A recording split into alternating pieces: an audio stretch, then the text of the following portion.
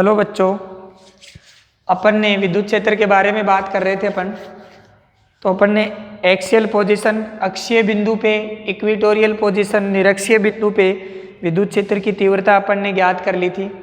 आज अपन देखेंगे कि अगर किसी भी विद्युत द्विध्रुव को विद्युत क्षेत्र के अंदर रख दें तो वो कैसा व्यवहार प्रदर्शित करेगा।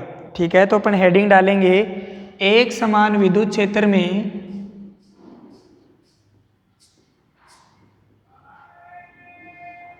एक समान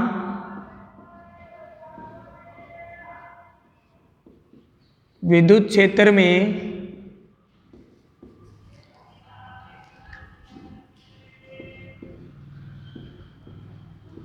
विद्युत द्विध्रुव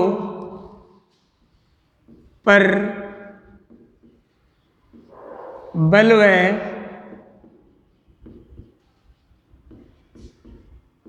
बलाघूर्ण। एक समान विद्युत क्षेत्र में विद्युत द्विध्रुव पर बल व बलाघूर्ण।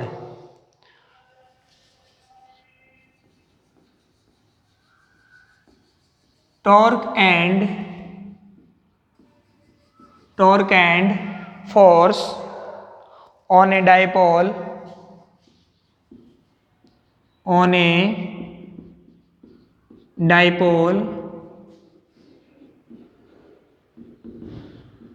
in a uniform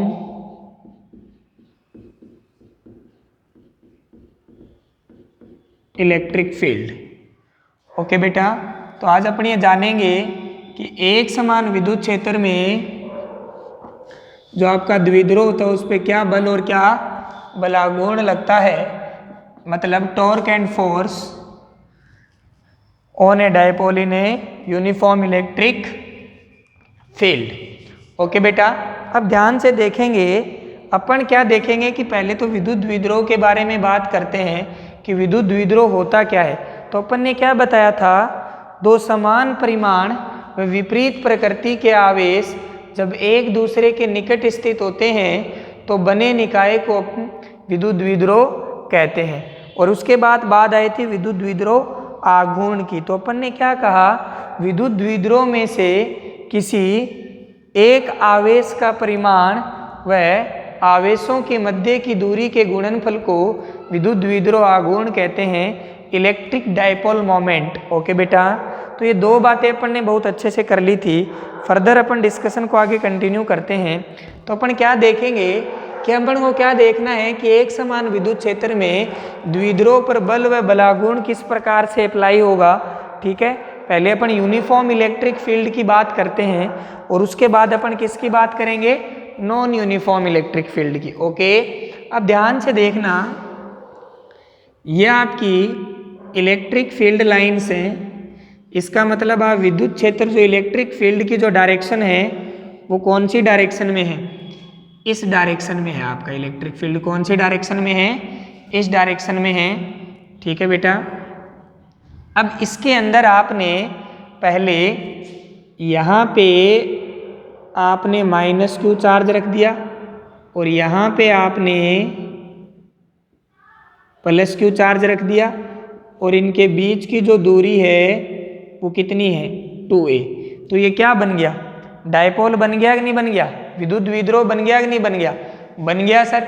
अब ध्यान से देखना, धनात्मक आवेश पर बल हमेशा विद्युत क्षेत्र की दिशा में लगता है। Force applied on positive charge in direction of electric field. ठीक है, धनात्मक आवेश पर जो बल होता है वो कौन से डायरेक्शन में लगता है, विद्युत क्षेत्र की दिशा में लगता है। और force on negative charge in opposite direction of electric field, ऋणात्मक आवेश पर जो बल है वो विद्युत क्षेत्र के विपरीत दिशा में लगता है। तुम्हें पता है, हमें पता है सर, E = F/Q होता है। तो यहाँ से बल कितना आ जाएगा, QE। कितना आ जाएगा, QE। अगर धनात्मक आवेश की बात करेंगे तो ये जो बल है ये किसकी दिशा में होगा, विद्युत क्षेत्र की दिशा में होगा। ये बात अपन ने बहुत अच्छे से करी है। विद्युत क्षेत्र की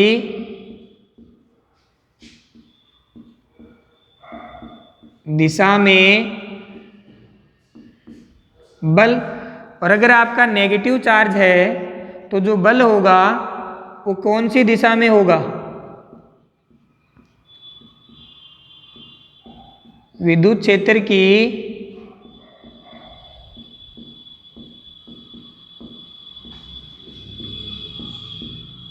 विपरीत दिशा में बल। ओके बेटा, तो अगर अपने को पता है विद्युत क्षेत्र किसी भी आवेश पर कितना बल लगाता है, QE, पर वो कहाँ लगाएगा? अगर धनात्मक आवेश है तो ये बल हमेशा कौन सी दिशा में लगेगा? विद्युत क्षेत्र की दिशा में। और अगर आपका ऋणात्मक आवेश है तो ये बल किसकी दिशा में लगेगा? विद्युत क्षेत्र की विपरीत दिशा में। तो ये कौन सा पॉजिटिव चार्ज है, इसका मतलब ये बल कहाँ लगेगा? इस डायरेक्शन में लगेगा। और कितना लगेगा? QE। और अगर आपका नेगेटिव आवेश है तो अब भी तो बल तो उतना ही लगेगा, बल परिमाण तो उतना ही रहेगा, लेकिन कौन सी दिशा में होगा? विपरीत दिशा में। कौन सी दिशा में होगा? विपरीत दिशा में। तो देखो, बल एक सदिश राशि होती है, ठीक है, आपको पता है। तो अब देखो, इन दोनों जो बलों का परिमाण है, इन जो दोनों बलों का परिमाण है वो आपस में क्या है? बराबर, लेकिन दिशा में क्या है? अपोजिट। इसका मतलब अगर आप कुल बल देखोगे तो F नेट अगर आप देखोगे तो कुल बल कितना आएगा? QE पॉजिटिव डायरेक्शन माइनस में QE इन नेगेटिव डायरेक्शन। तो आपका कुल बल कितना आया है? आपका 0। तो यहाँ से ये इंपॉर्टेंट रिलेशन निकल के आता है कि अगर आप विद्युत द्विध्रुव को समरूप विद्युत क्षेत्र में रखते हो तो उस पर कुल बल कितना होता है? 0 होता है। कुल बल कितना होता है? 0 होता है, लेकिन बलागुण 0 नहीं होता। बहुत इंपॉर्टेंट बात है ये, लेकिन बलागुण 0 नहीं होता, ठीक है। तो ये तो अपन ने किसकी बात कर ली? बल की। किसकी बात कर ली? बल की। तो अपन ने देखा कि अगर कोई भी विद्युत द्विध्रुव समरूप विद्युत क्षेत्र में रखा हुआ है तो उस पर बल 0 आता है। क्यों आता है? क्योंकि जो धनात्मक आवेश है उस पर जो बल है वो विद्युत क्षेत्र की दिशा में लगता है, और जो ऋणात्मक आवेश है उस पर जो बल है वो विद्युत क्षेत्र की विपरीत दिशा में लगता है। चूंकि बल एक सदिश राशि है, इसलिए इन दोनों का अगर आप सदिश योग करोगे तो वो क्या हो जाएगा? 0, क्योंकि ये दोनों परिमाण में तो क्या है? बराबर, और दिशा में क्या है? विपरीत। इसका मतलब अगर अपन समरूप विद्युत क्षेत्र में विद्युत द्विध्रुव पर कुल बल की बात करेंगे तो वो कुल बल हमेशा कितना आएगा? 0 आएगा। आई होप आपको ये पॉइंट बहुत अच्छे से क्लियर हो गया होगा। तो आप इसको नोट डाउन कर लीजिए, स्क्रीनशॉट ले लीजिए फटाफट। ले लिया होगा। आगे बढ़ते हैं। अगर अपन बात करें बलाघूर्ण की, किसकी बात करें? बलाघूर्ण की। तो वही बात है अपने पास, सबसे पहले क्या बनाएंगे? विद्युत क्षेत्र बनाएंगे, क्योंकि किसके अंदर स्टडी कर रहे हैं?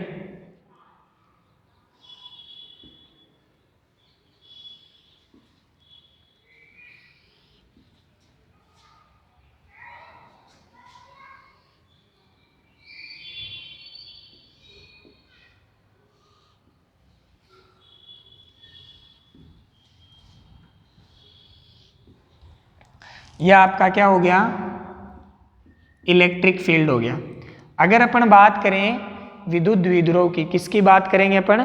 विद्युत द्विध्रुव की बात करेंगे। तो अपन ने क्या देखा, इस बार अपन ने विद्युत द्विध्रुव इस टाइप से लिया।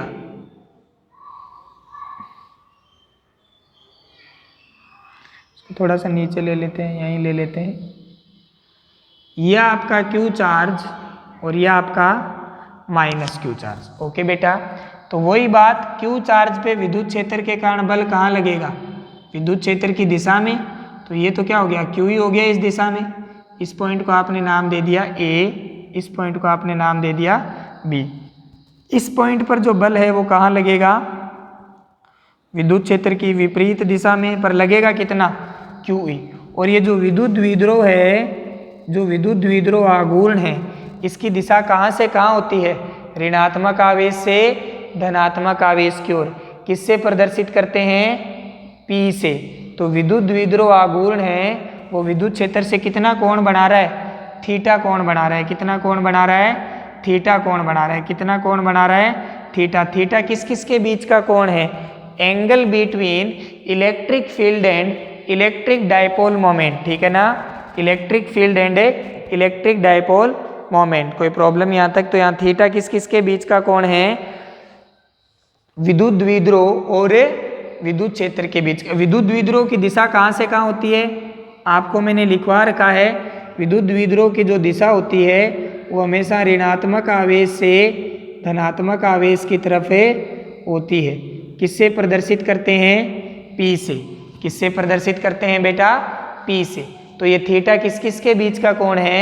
विद्युत द्विध्रुव आघूर्ण व विद्युत क्षेत्र के बीच का कोण है। विद्युत द्विध्रुव आघूर्ण की दिशा कहाँ से कहाँ होती है सर?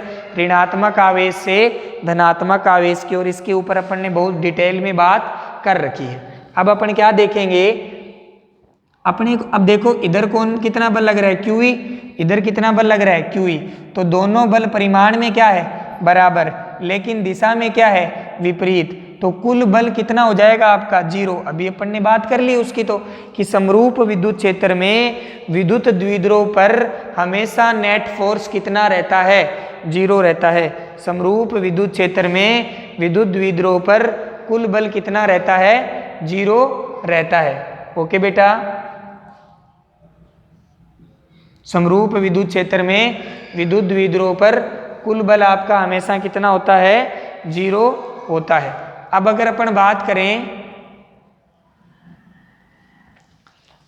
बात करें इसके आगे फर्दर डिस्कशन कंटिन्यू करते हैं। तो अब देखो इस टाइप से समझो बेटा, आप ध्यान से। ये आपका एक विद्युत द्विध्रुव रखा हुआ है, एक बल तो इसके इधर लग रहा है तो वो तो इसको ऐसे करेगा, और एक बल इसके इधर लग रहा है तो वो इसको ऐसे घुमाने की कोशिश करेंगे। तो बल तो 0 है, लेकिन बलाघूर्ण 0 है क्या?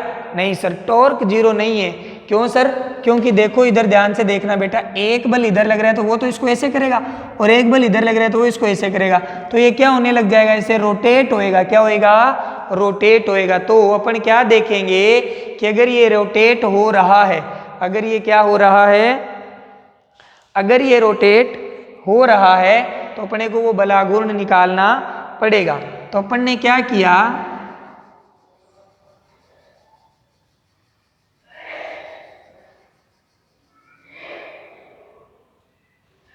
एक यहां से यहां तक लंब डाल दिया, और इस पॉइंट को अपन ने नाम दे दिया C। क्या नाम दे दिया?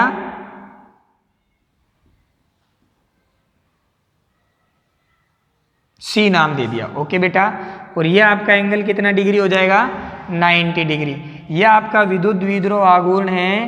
तो ये जो आपकी बीच की जो दूरी है, ये अपन कितनी मान के चलते हैं? हमेशा 2a। कितनी मान के चलते हैं? 2a। अब हमें बलाघूर्ण निकालना है, ठीक है। तो अपने को बलाघूर्ण निकालने के लिए किसी एक बिंदु को फिक्स करना होता है, क्योंकि उसी के चारों तरफ घूमेगा।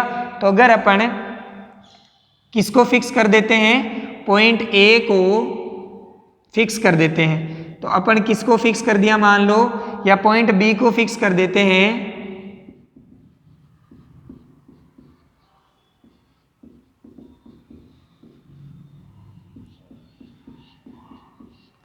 पॉइंट B आपका क्या है?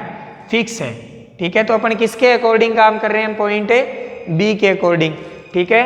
अब पॉइंट B के अकॉर्डिंग काम कर रहे हैं तो ध्यान से देखना, सबसे पहले पॉइंट B के कारण पॉइंट B पर कितना बल लग रहा है? QE। अब ये जो QE बल है ये पॉइंट B से निकल रहा है। तो बलाघूर्ण का जो फॉर्मूला होता है,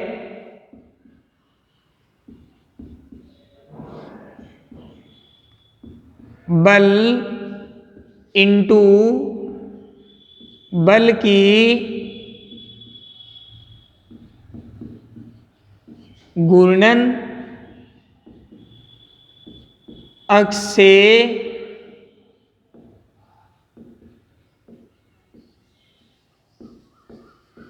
लंबवत दूरी। यही बात करते हैं अपन, बलाघूर्ण के बल इंटू बल की घूर्णन अक्ष से लंबवत दूरी। अब देखो इसके कारण जो बल है पॉइंट B पे जो बल है वो कितना लग रहा है? QE। और आपने घूर्णन अक्ष भी किसको माना है? B को ही, ठीक है। तो QE की बिंदु B से दूरी कितनी है? 0। तो इसके कारण तो आपका कुल बलाघूर्ण कितना है? 0। अब कौन सा बल एक और बच गया? ये वाला QE, कौन सा बच गया? QE। अब देखो इस QE की इस घूर्णन अक्ष से आपको क्या निकालनी है? लंबवत दूरी। तो अब देखो ये घूर्णन अक्ष ये रही, ये वाली तो है, इससे लंबवत दूरी आपकी यही तो है AC। तो अगर अपने को इसके कारण बलागुण निकालना है तो बलागुण को किससे रिप्रेजेंट करते हैं? टाउ से। ठीक है, बल कितना है आपका? QE, और लंबवत दूरी कितनी है आपकी? AC। कोई प्रॉब्लम यहाँ तक? बलागुण क्या होता है? बल इंटू बल की घूर्णन अक्ष से लंबवत दूरी। आपने कौन से पॉइंट को फिक्स किया है? पॉइंट B को।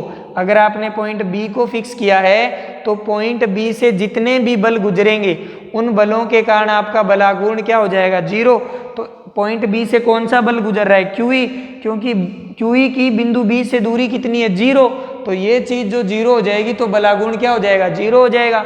अब तो Q इंटू AC, AC का मान अगर आपको निकालना है तो हमें पता है साइन थीटा किसके बराबर होता है? लंब बटे कर्ण के। तो according to trigonometric function sine theta equals to AC, और कर्ण कितना है? 2a।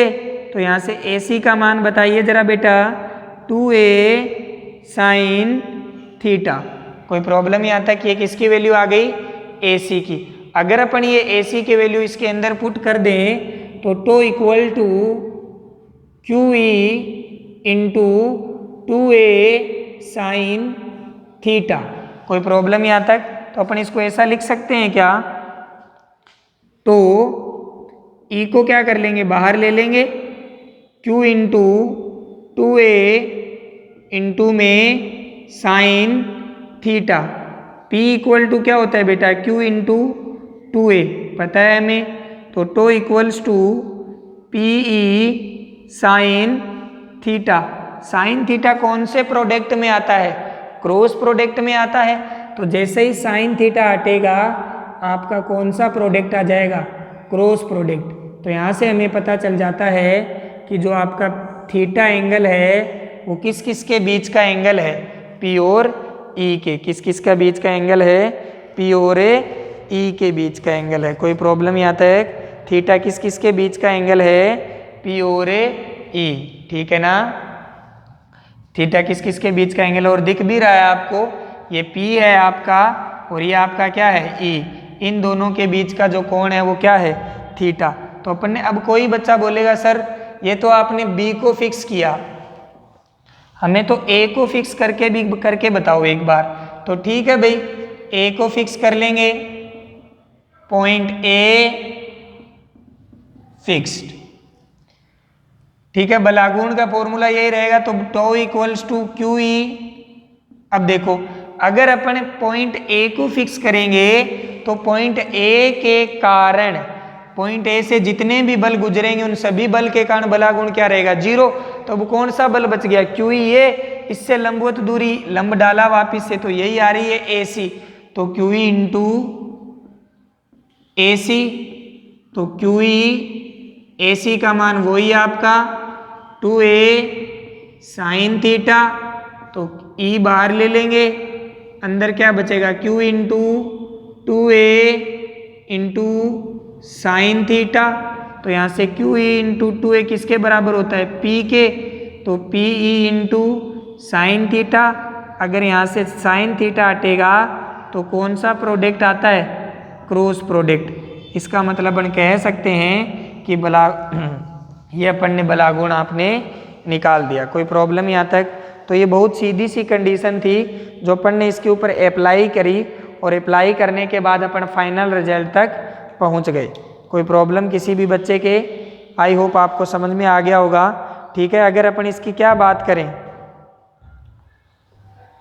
अगर अपन इसके मात्रक की बात करें तो मात्रक तो आपको पता है, बलागुण का मात्रक क्या होता है? न्यूटन इंटू मीटर होता है। पता है, बल इंटू बल की घूर्णन, बल का मात्रक न्यूटन और बलागुण का मात्रक, दूरी का मात्रक क्या होता है? मीटर। तो बलागुण का मात्रक क्या हो जाएगा? Newton into metre. तो अपन ने यहाँ से दो चीजें देखी बेटा, क्या क्या? अगर समरूप विद्युत क्षेत्र के अंदर आपने विद्युत द्विध्रुव रख रखा है, अगर समरूप विद्युत क्षेत्र के अंदर आपने विद्युत द्विध्रुव रख रखा है तो समरूप विद्युत क्षेत्र में विद्युत द्विध्रुव पर जो कुल बल है वो क्या आता है, 0 आता है। ठीक है, लेकिन अगर समरूप विद्युत क्षेत्र में किसकी बात करें, अगर बलागुण की बात करें तो समरूप विद्युत क्षेत्र में बलागुण 0 नहीं आता। अब वो कौन से केस के अंदर 0 आएगा वो अपन बात करेंगे यहाँ से। तो ये आपका एक और अपना इंपॉर्टेंट डेरिवेशन खत्म होता है। स्क्रीनशॉट ले लीजिए फटाफट, आई होप आपको समझ में आ गया होगा।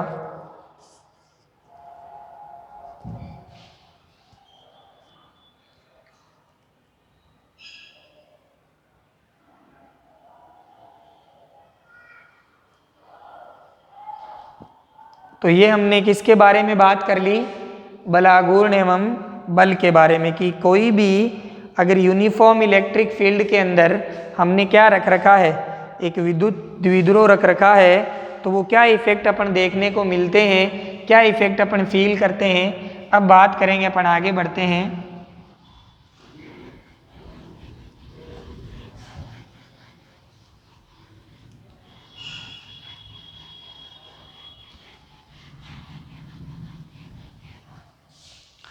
इसको आगे कंटिन्यू करते हैं। तो यहाँ से अपन ने कुछ स्पेशल केस पढ़ेंगे अपन।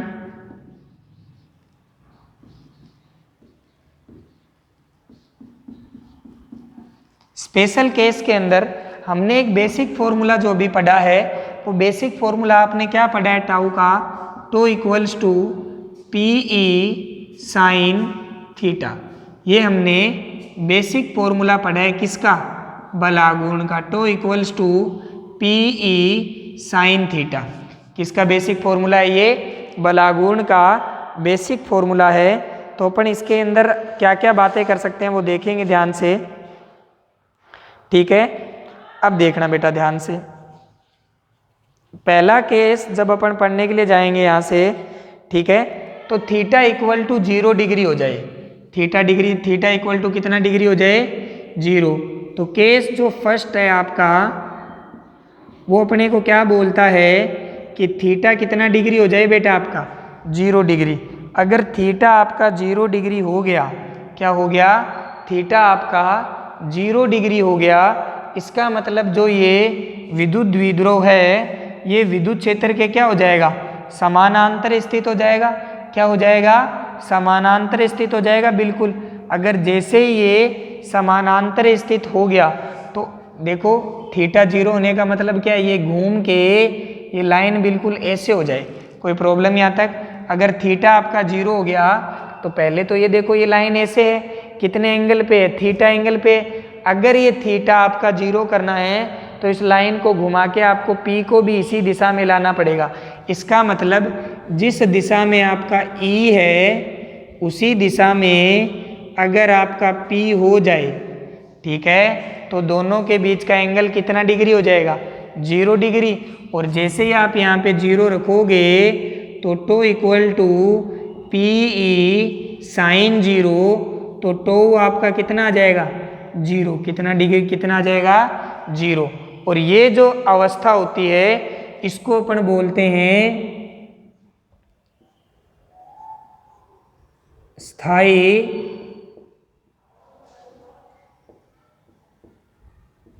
इस टाइम जो आपका विद्युत द्विध्रुव होता है वो स्थायी साम्यावस्था के अंदर होता है। किसके अंदर होता है, स्थायी साम्यावस्था के अंदर होता है। क्यों? क्योंकि आपका विद्युत क्षेत्र और द्विध्रुव आघूर्ण दोनों ही सेम डायरेक्शन में हैं। कोई प्रॉब्लम यहाँ तक? तो धनात्मक आवेश पर बल कहाँ लगेगा, इधर। ऋणात्मक आवेश पर बल कहाँ लगेगा, इधर। तो कुल बल आपका 0 और E और P दोनों ही सेम डायरेक्शन में हैं। तो एंगल कितना डिग्री, 0 डिग्री। इसका मतलब जो आपका बलागुण है वो कितना आएगा, 0। और अगर बलागुण 0 आएगा तो ये किस प्रकार, अपन ने साम्यावस्था के टाइप पढ़ रखे, तो ये कौन सी साम्यावस्था हो गई, स्थायी साम्यावस्था। केस सेकंड के अंदर जब अपन बात करेंगे, ठीक है, तो केस सेकंड के अंदर अपन क्या बात करेंगे, अपन बात करेंगे थीटा इक्वल टू 90 डिग्री। अगर थीटा इक्वल टू 90 डिग्री की बात करेंगे तो ये आपका E आएगा और इसके जस्ट परपेंडिकुलर आपका क्या आएगा, P। और ये वाला जो आपका एंगल है वो थीटा इक्वल टू कितना डिग्री आएगा, 90 डिग्री।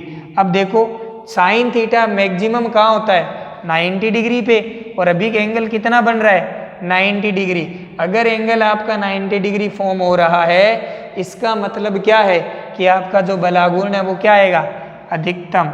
तो tau maximum equals to P E sine 90। तो टो मैक्सिमम आपकी वैल्यू कितनी आएगी, टो मैक्सिमम की जो वैल्यू है वो कितनी आएगी, पी ई। अधिकतम बलागुण आपका कितना लग सकता है, पी के बराबर लग सकता है। कितना लग सकता है, पी ई के बराबर। ठीक है, अगर अपन आगे बढ़ते हैं, ये थीटा इक्वल टू 90 डिग्री की केस आ गया। अगर अपन बात करें केस थर्ड की, किसकी बात करें, केस थर्ड की बात करते हैं, तो केस थर्ड में अपन क्या देखते हैं कि ये आपका क्या है, विद्युत क्षेत्र है, और इसके जस्ट अपोजिट डायरेक्शन में आपका P है।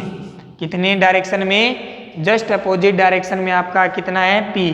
तो ये वाला जो आपका एंगल है, ठीक है, ये कितना डिग्री हो गया, 180 डिग्री। कितना डिग्री हो गया, 180 डिग्री।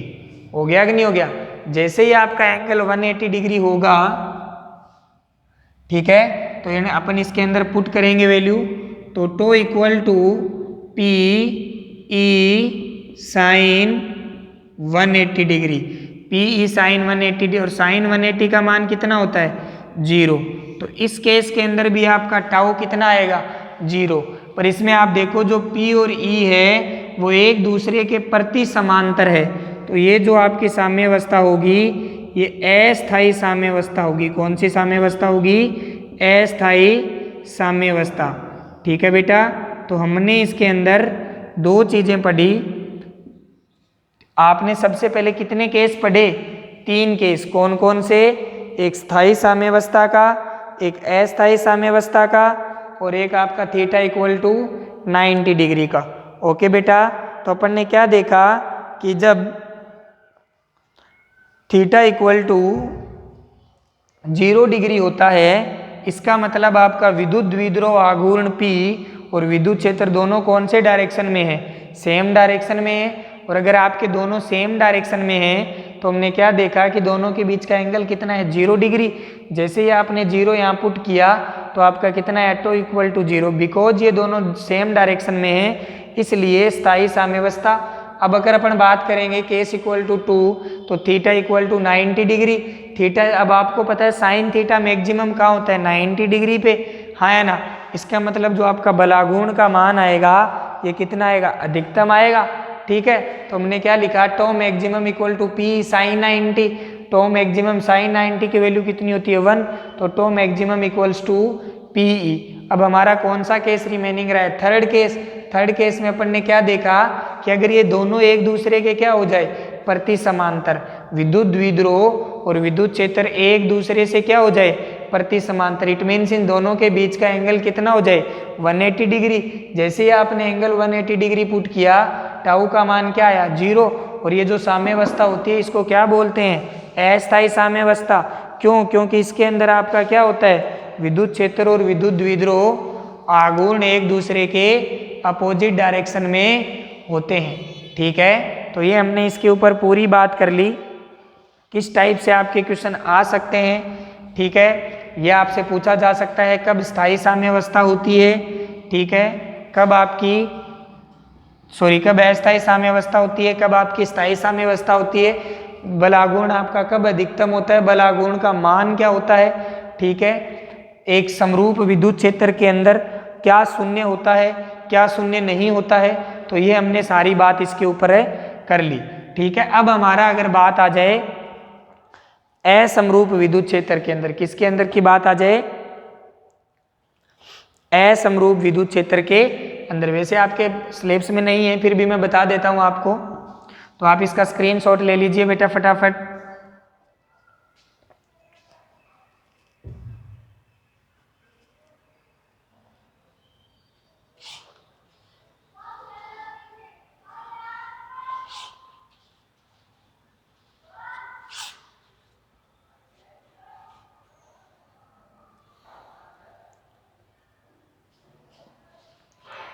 ले लिया होगा। आगे बढ़ते हैं।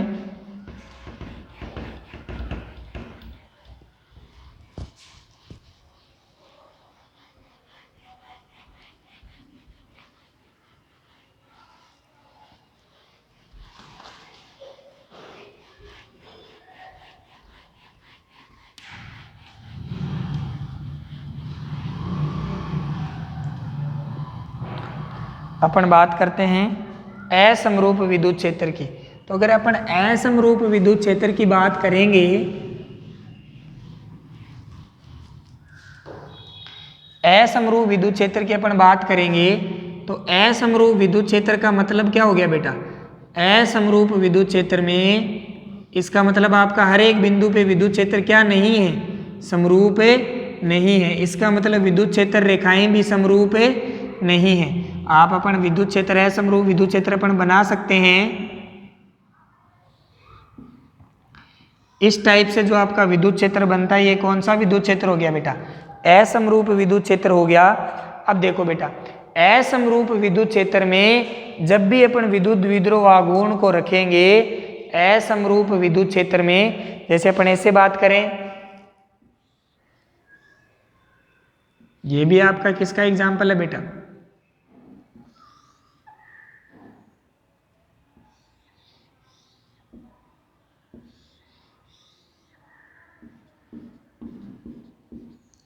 ये भी किसका एग्जाम्पल है? असमरूप विद्युत क्षेत्र का।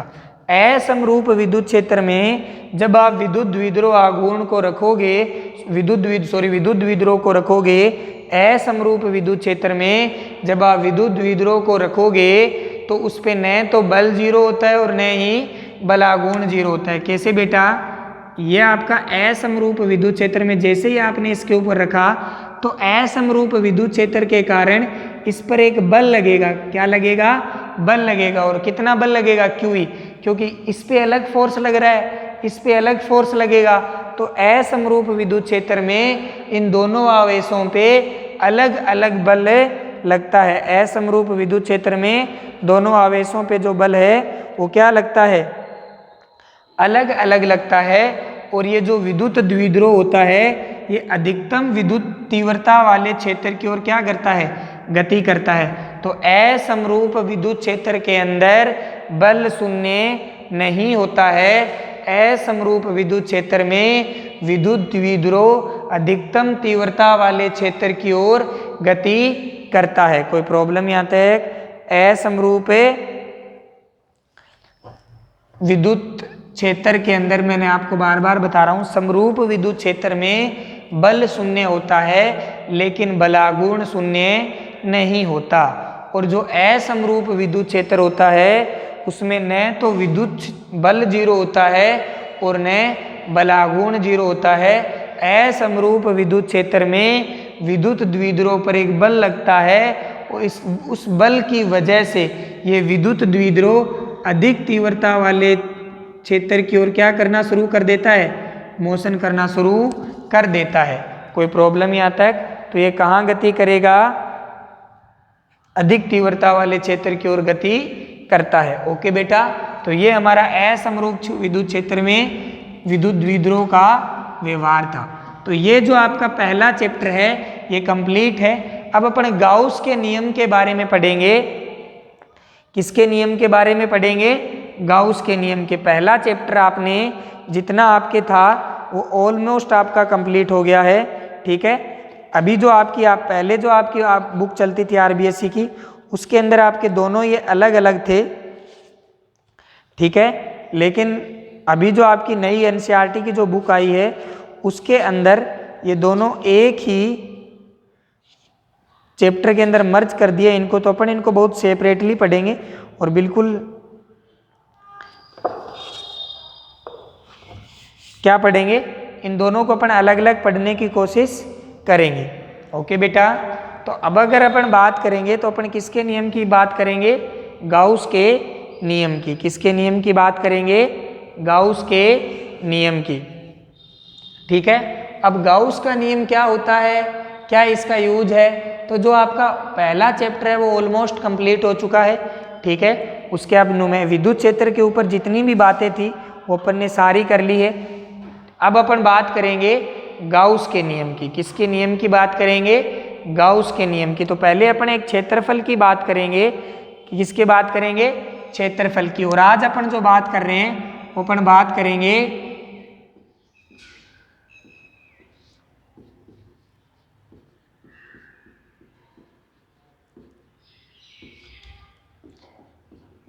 क्योंकि इसका बड़ा यूज आने वाला है गाउस के नियम के अंदर, बहुत ज्यादा यूज आने वाला है सदिश क्षेत्रफल। क्या आने वाला है? सदिश क्षेत्रफल। ठीक है, तो आपको कोई भी एक सरफेस दे दी, मान लो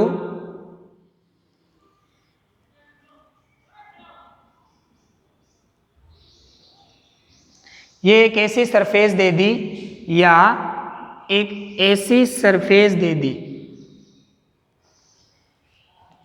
ठीक है, अब देखो किसी भी सतह के क्षेत्रफल को, किसी भी सतह के क्षेत्रफल को सदिश रूप में व्यक्त करने वाले सदिश को सदिश क्षेत्रफल कहते हैं।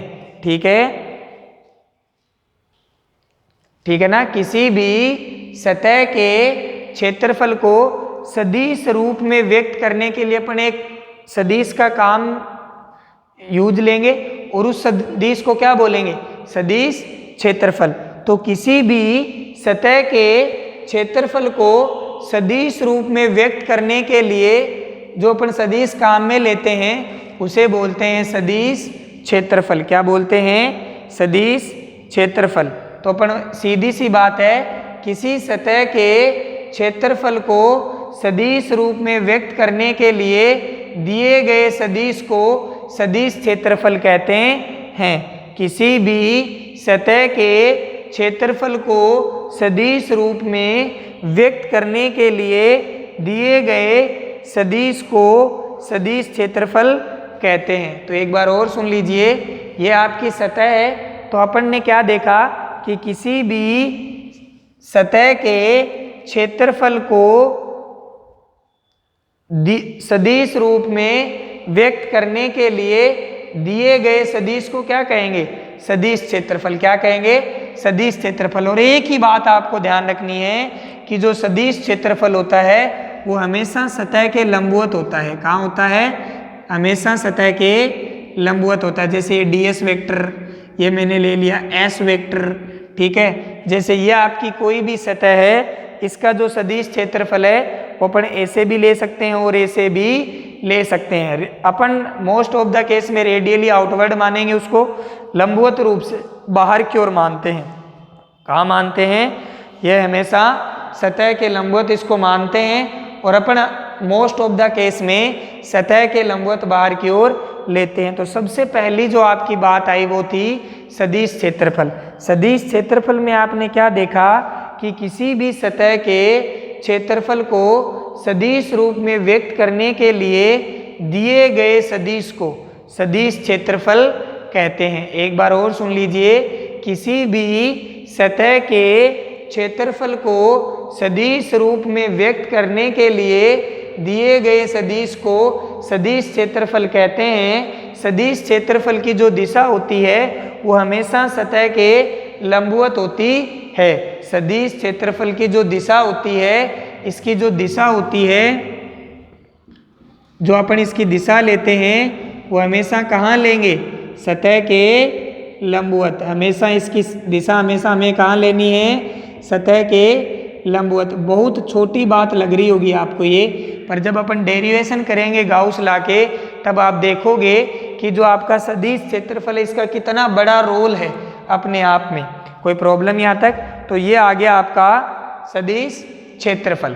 ठीक है, तो डेफिनेशन अगर लिखना चाहो तो लिख सकते हो, किसी सतह के क्षेत्रफल को सदिश रूप में व्यक्त करने के लिए दिए गए सदिश को सदिश क्षेत्रफल कहते हैं। अगर ये सदिश है तो इसकी दिशा होगी और इसकी दिशा हमेशा सतह के लंबवत होती है। इसकी दिशा हमेशा आपको कैसे लेनी है?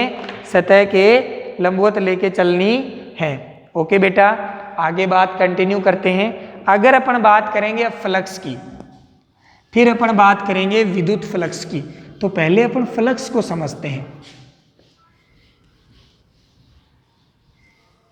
किसको समझते हैं? फ्लक्स को। और फ्लक्स के अंदर मैंने इसीलिए आपको एक छोटा सा टॉपिक बताया है, सदिश क्षेत्रफल। आपको बस इतना ध्यान रखना है कि इसकी दिशा हमेशा सतह के लंबवत होती है। कहाँ होती है? सतह के लंबवत होती है। तो अपन बात करेंगे फ्लक्स की, और फ्लक्स के बाद अपन बात करेंगे इलेक्ट्रिक फ्लक्स की।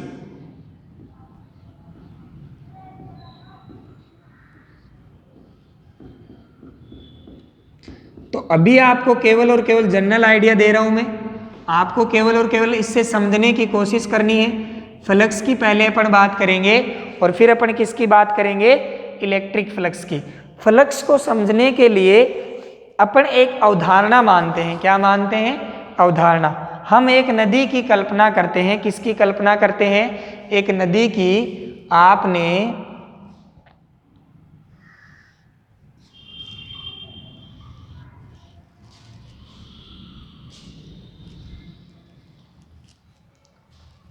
या आपने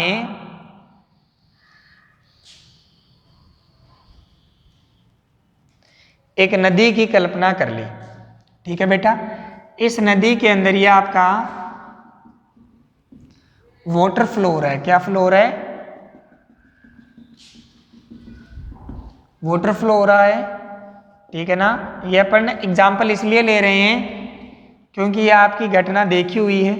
तो हमने एक किसकी इमेजिनेशन कर लिया? रिवर का इमेजिनेशन कर लिया, और उसके अंदर हमारा क्या फ्लो हो रहा है? वाटर फ्लो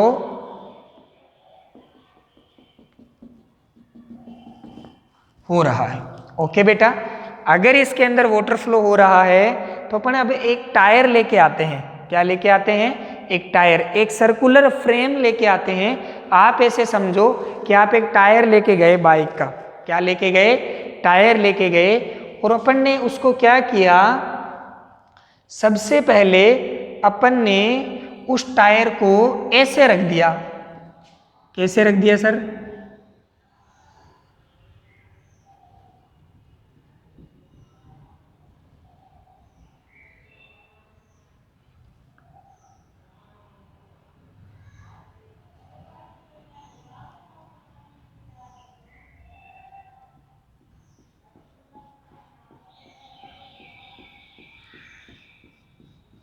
अपन ने उस टायर को ऐसे रख दिया।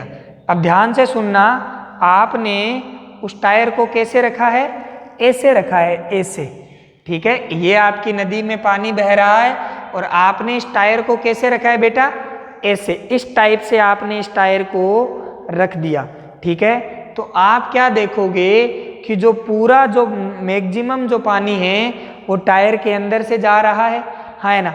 अगर आपने टायर ऐसे रख रखा है तो इसका क्षेत्रफल सदिश मान लिया मैंने इधर। इसका जो एरिया जो वेक्टर है वो एरिया वेक्टर आपने कौन सी दिशा में मान लिया? इस दिशा में मान सकता हूं। मैंने कहा था हमेशा सतह के लंबवत होता है, तो ये मैंने सतह के लंबवत मान लिया। ओके बेटा, दूसरा केस, अगर पानी इस डायरेक्शन में जा रहा है तो पानी की जो वेलोसिटी है वो कौन सी डायरेक्शन में? इसी डायरेक्शन में। तो ये आपकी पानी की वेलोसिटी आ गई।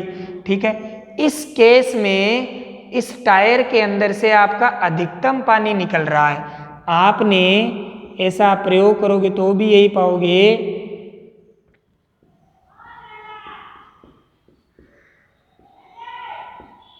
मैक्सिमम वाटर आपका इसमें से निकल रहा है। ठीक है, अब आपने प्रयोग ही तो करना है अपने को। आपने इसको थोड़ा सा क्या कर दिया? घुमा दिया। क्या कर दिया बेटा? घुमा दिया। आपकी इच्छा है, आप जैसे भी घुमाना चाहो। आपने इसको इस टाइप से घुमा दिया। ठीक है, अब आपने जैसे ही इसको इस टाइप से घुमाया, इसका एरिया वेक्टर कहाँ आएगा? इधर आएगा। पर लेकिन पानी की जो वेलोसिटी है वो तो अभी भी इसी डायरेक्शन में है। तो इस बार इन दोनों के बीच का क्या आ गया? कुछ है कोण आ गया। आ गया कि नहीं आ गया? ये दूसरा केस अपन ने देखा। ठीक है, अब अपन तीसरा केस, यही है ये आपका केस फर्स्ट है, ये आपका केस सेकंड है। और अब अपन मैं बात करता हूं केस थर्ड का। तो अब आपका पानी जाएगा, लेकिन इससे थोड़ा कम जाएगा। जाएगा कि नहीं जाएगा? तो अपन बोल सकते हैं कि जो आपका पानी का जो फ्लो है, टायर में से जाने वाला जो पानी है वो थोड़ा क्या हो गया, आपका कम हो गया। ठीक है। अब तीसरे केस में आपने पानी की जो नदी है उसमें पानी ऐसे जा रहा है, आपने टायर को उठाया और उसके ऊपर रख दिया, इस टाइप से रख दिया। तो अब आपने जो टायर रख रखा है वो ऐसे रख रखा है। ठीक है ना? तो जैसे ही आपने टायर ऐसे रख दिया तो इस टायर तो आपने ऊपर रख रखा है ऐसे, तो टायर के अंदर से पानी जाएगा नहीं, टायर ऊपर ऊपर खुद जाएगा पानी के साथ साथ, है ना?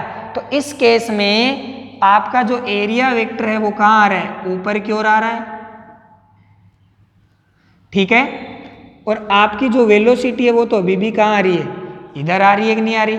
इसका मतलब जो आपकी वेलोसिटी और उसके बीच का जो एंगल हो गया वो कितना डिग्री हो गया? 0।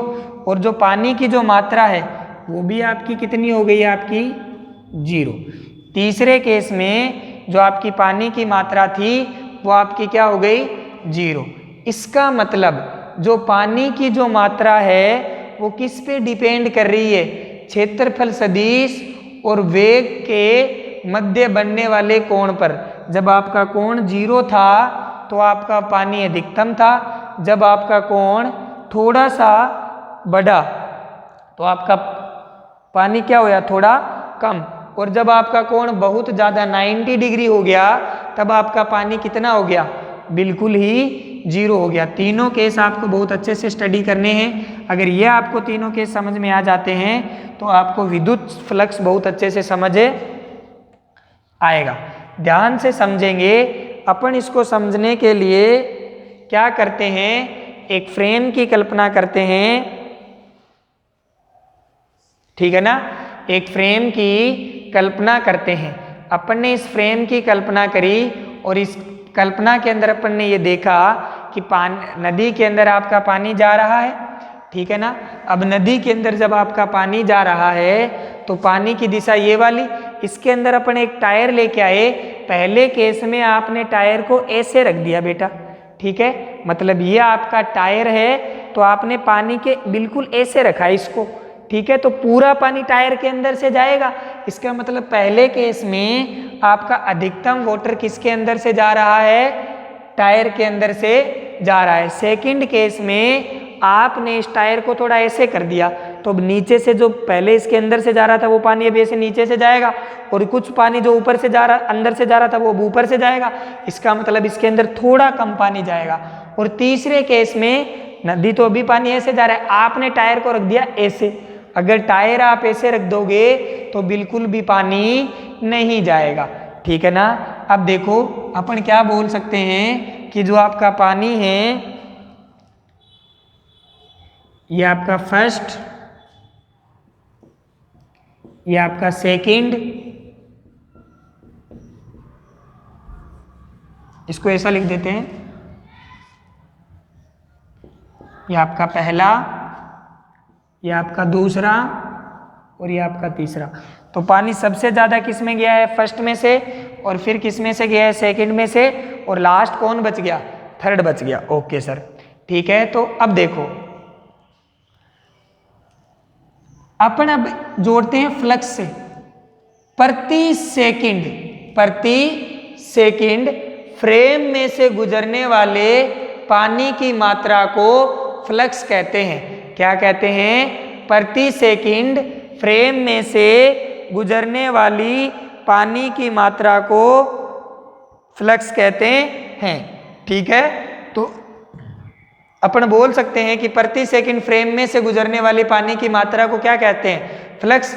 या फ्रेम से प्रति सेकंड गुजरने वाले पानी की मात्रा को क्या कहते हैं? फ्लक्स। तो अपन क्या फ्लक्स की बात कर रहे हैं बेटा? अपन फ्रेम से प्रति सेकंड गुजरने वाले पानी की मात्रा को फ्लक्स कहते हैं। फ्रेम से प्रति सेकंड गुजरने वाले पानी की मात्रा को फ्लक्स कहते हैं। ध्यान से सुनना, फ्रेम से प्रति सेकंड गुजरने वाले पानी की मात्रा को फ्लक्स कहते हैं। ठीक है, अब अपन ने क्या देखा कि जब आपका थीटा 0 डिग्री है, इस केस के अंदर आपका थीटा क्या है, 0 डिग्री है। ठीक है, केस सेकंड के अंदर आपका जो थीटा है वो 0 डिग्री से बड़ा है और 90 डिग्री से छोटा है। पहले केस में आपका थीटा कितना डिग्री दिख रहा है आपको, 0। किस किस के बीच का कोण, सदिश क्षेत्रफल और वेग के बीच का कोण। और तीसरे केस में जो आपका थीटा है वो कितना डिग्री है, 90 डिग्री। ठीक है, अब ऐसा कौन सा प्रोडक्ट होता है जो 90 डिग्री पे तो क्या आता है, 0, और 0 डिग्री पे क्या आता है, मैक्सिमम। तो अपन ने अदिश गुणनफल की बात करी थी, दो सदिश A dot B equals to magnitude of A magnitude of B into cos theta. यह आपका थीटा इक्वल टू 0 डिग्री पे तो क्या आता है, मैक्सिमम, आपको याद होगा। और थीटा इक्वल टू 90 डिग्री पे ये क्या आता है, 0। यस या नो बेटा, यस सर, ओके। अगर ऐसा है तो अपन इसके अंदर क्या एक्सप्लेन कर सकते हैं, क्या बता सकते हैं कि इसी प्रकार अगर अपन फ्लक्स की बात करेंगे तो फ्लक्स किस किस का डॉट प्रोडक्ट हो जाएगा, यहाँ पे किस किस का डॉट प्रोडक्ट हो जाएगा, एक तो वेलोसिटी का और एक एरिया वेक्टर का। ठीक है, तो यहां से फ्लक्स किसके बराबर आ गया, magnitude of V magnitude of S cos theta. अब देखो अगर थीटा बराबर 0 रखोगे तो पहला केस बन जाएगा रे, थीटा बराबर 90 डिग्री और 0 डिग्री के बीच में रखोगे तो दूसरा केस बन जाएगा, और थीटा बराबर अगर 90 डिग्री रखोगे तो तीसरा केस बन जाएगा। ये किसकी डेफिनेशन आ गई, फ्लक्स की। तो अपन बोल सकते हैं कि वेग सदिश व क्षेत्रफल सदिश के अदिश गुणनफल को फ्लक्स कहते हैं। बोल सकते हैं कि नहीं बोल सकते, बोल सकते हैं सर।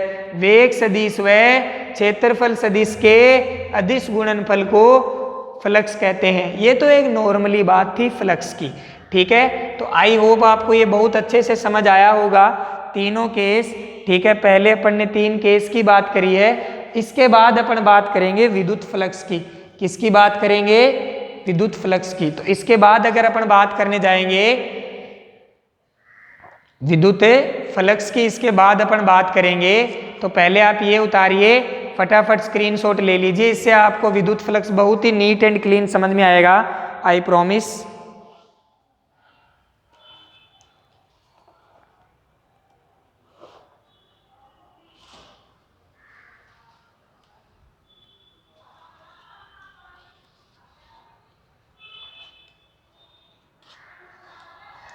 ठीक है, बस अपन जब विद्युत फ्लक्स की बात करेंगे तो वेक्टर V की जगह अपन रखेंगे विद्युत तीव्रता। विद्युत की बात हो रही है तो विद्युत इंक्लूड करना पड़ेगा, और अगर विद्युत इंक्लूड करना पड़ेगा तो इस वेग की जगह क्या रख देंगे, विद्युत तीव्रता।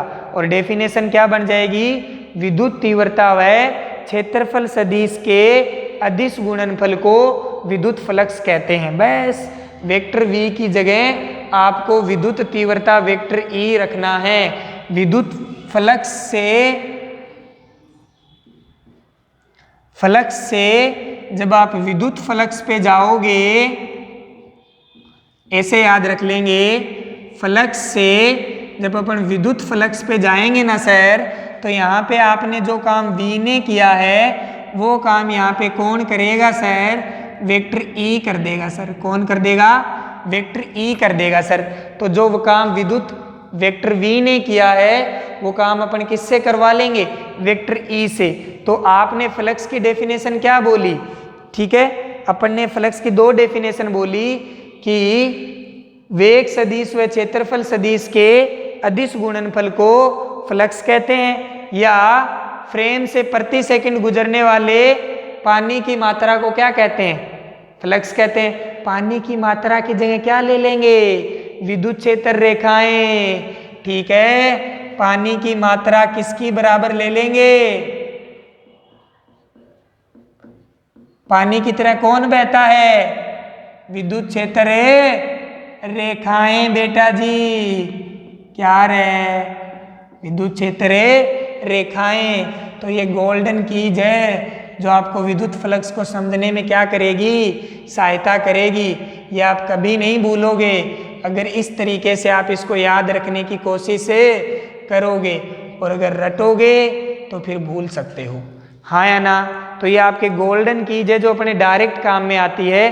तो अगर अपन से पूछे कि विद्युत फ्लक्स की डेफिनेशन बता, तो आप दिमाग लगाओगे कि वेक्टर v की जगह वेक्टर e रखना है, और वेक्टर e को बोलते हैं विद्युत तीव्रता।